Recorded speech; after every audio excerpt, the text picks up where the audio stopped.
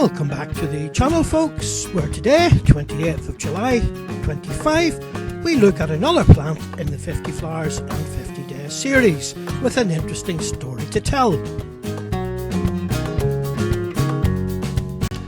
The plant, which we are looking at today, has been assigned to the family Caprifolaceae, or the honeysuckle family, and is known as Wild Teasel or Dipsacus fullonum. This tall biennial plant can grow from 3 foot to 8 foot in height and has distinctive oval cylindrical seed heads.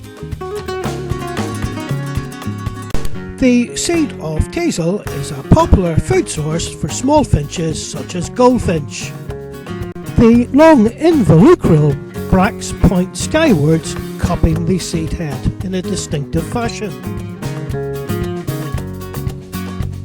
Everything about the teasel is spiny, ranging from the sharp bracts in the developed seed head through to the stems, and ultimately in the second year to the rear midrib on the leaf blade with sharp teeth. This biennial plant achieves only in its first year's growth a basal rosette as seen in the image. In the second year of growth, these leaves take on a very distinctive form, forming a cradle, boat or basin which fills with water, the function of which is thought to deter climbing aphids. Various theories have been put forward to suggest that the plant might be proto-carnivorous, benefiting from the decomposing nutrients. Most plants will flower from the bottom up. Teasel, however, has an unusual flowering sequence, flowering from its middle band or equatorial region, and then thereafter at either end of the plant at the top and the bottom. These two shots show details of the involucral bracts protecting the flower head and seed cone when viewed at the side and from above. We are also going to take opportunity in these static images to describe the botanical anatomy of the capitulum. The tubular corolla, as can be seen, has 4 petals and is horn-shaped and extends approximately 12 millimeters into the capitular compartments, meaning that only insects with medium to long tongues can actually access the nectar at its base. The flowers of teasel are protandrous, meaning that the male flowers flower first in sequence. The purple anthers extend 5 millimeters beyond the corolla and shed their pollen. The next day, when the stamens have withered, the style elongates and the stigmas project, becoming receptive to pollen. Turning now to the descriptive anatomy of the capitula. The corolla are embedded in a box-like calyx with spiny edges, each floret nested in the V-shaped bract, narrows to the top where a spiny edge or point projects. The compartments are envelopes dovetailed together to form a geometric cone. This structural arrangement of florets, like we seen in the ray florets of the Compositae, promotes a type of economical pollination known as production line pollination, where the bee will be seen to bop to and fro sequentially to each floret. Wild teasel is known by a number of common vernacular names, namely fuller's teasel, brush and combs, barber's brush, Venus's basin and draper's teasel. Both the common vernacular and the Latin binomial has its origins in the industrial textile age, where teasel, albeit in its cultivated form sativum, with its curved bracts, was grown in great quantities to assist the wool industry. In the first stages of wool production, the cloth is walked on or tucked, washed and cleaned to remove oil and grit, in a process known as fulling. In the final stages, the cloth will be brushed to raise the fibre above its surface in a process known as napping. In order to do that, they will use teasel brushes, which can be manual tools or multiple teasels attached to various machinery, as can be seen in the historic pictures to follow. In this historic image, we see great racks of teasels being prepared for a machine such as this. Turning our attention now to the Latin binomial, we can see the combination comes about from the prefix dipsacus, from the Greek meaning dipsa or thirst, whereby travellers could quench their thirst from the abundant water provided in the basin at the leaf bases. The suffix, as we have explained in the previous slides, fullonum, comes from or pertaining to fulling, a process in the cloth making industry. Here is a short clip featuring the leaves joining the stem, forming a boat or basin which fills with fresh water to stop the aphids ascending the stem. As you can see, it holds a substantial amount of water. This physical attribute of the plant also gives rise to the common name Venus's basin. Let's take a quick look at the habitat of this plant, which grows in moist soil, damp areas, lake margins and in meadows or woods. It therefore favours waste ground and open spaces, disturbed ground in particular, fields, quarries and rocky and open spaces. We return to one such habitat that we visited in early spring, April 25, which is a disused gravel yard. So just doing a quick sweep of the old gravel yard, a small mixed woodland in front of us, nothing spectacular, lots of birch, the odd chestnut on the boundary from gardens and a prolific area for nettles and other basic wild plant. There is a good population of small copper butterflies here, and as a general rule it's the early colonising plants that you'll find here. From memory, we've found dame's violet. There is a little piece of Japanese knotweed in here, which is a naughty plant. But as a general rule, this is the site of an old railway yard, which gives rise to some unusual plants such as bedstraws, dame's violet and other bits and bobs.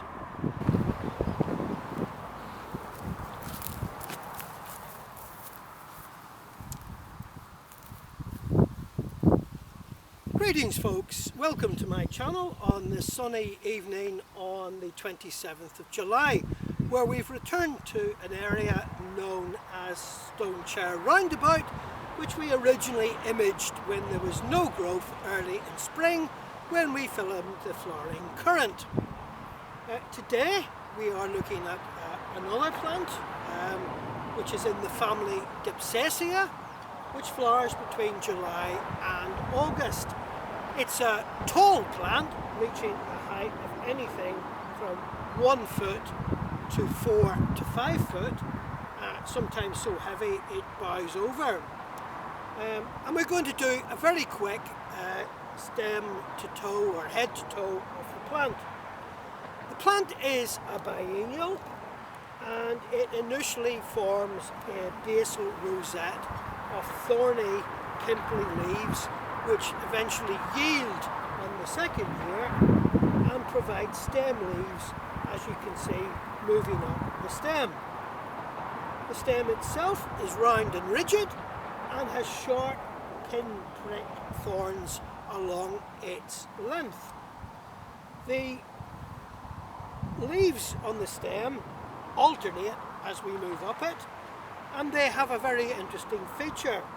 They form a boat or a bucket, if you like, which catches water where the lanceolate leaves clasp the main stem. And in that little puddle of water, it is believed that the plant uses this to deter aphids from climbing up the stem. The other thing to say about the lanceolate pointed stem leaves which encapsulate or enclose the stem is on the back of the leaf there are prickly thorns on the midrib. As we move upwards, the same is repeated, and the stem branches into three with 1, 2, 3 flower heads or capitulum. It is interesting to note how each of the stages of the plant flowers. Initially, the plant will flower with a purple band of flowers around the centre, and as they yield and drop off, you will then get 2 distinct bands at the top and bottom of the capitulum. So in summary, the plant starts off with a purple band going round its midst, and as those florets drop out, it flowers at the top of the plant and on the bottom, forming 2 bands either end of the flower head. The plant itself is a plant of wasteland, and we are finding it here in this disused stone yard right next to the main highway, where I hope the noise or traffic noise isn't too loud. So that basically is the plant. Teasel Dipsacus fullonum, a member of the Dipsacus family, the first of which we have looked at, and it is basically the family of teasels and scabious family. Before we commence our journey into the field, we recap on the features and characteristics which will enable us to identify and find the plant in the field, commencing with the flowers. As always, we include a detailed botanical slide containing information which may be stopped at any time for those of you who may wish to study the detail of the plant further. As stated previously, the plant is a member of the family Caprifolaceae, or the honeysuckle family. It is a herbaceous perennial growing approximately 3.3 to 8.2 feet in height, with the petals being purple, dark pink or lavender in flower. The flower sequences first at the midsection and then at either end. The flower head is a cylindrical array of lavender pink flowers which dry to a cone of spine-tipped hard bracts. Each floret is horn-shaped with 4 petals, and there are 4 stamens per floret which protrude. There is 1 long style and 1 ovary under petals, which is 1-celled. Teasel flowers on the months of July and August, and it is a relatively easy plant to identify with little or no confusion species.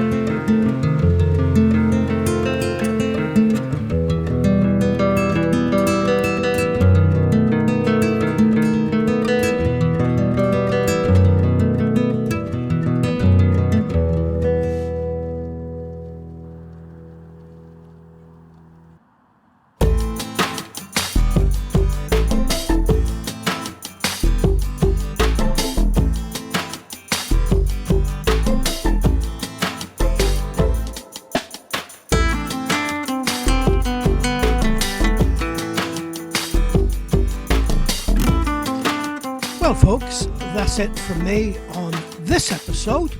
Once again, thank you very much indeed for watching. I do hope that you have enjoyed this episode on this spiny stalwart and that you are replete in the knowledge that it is brung. If you have liked or enjoyed this episode or found it interesting or indeed educational, please like, share and subscribe to help this channel become successful. All that remains to be said, in the words of Maggie, our international symbol of floral wonder, is whatever the weather may be, go outdoors and enjoy it.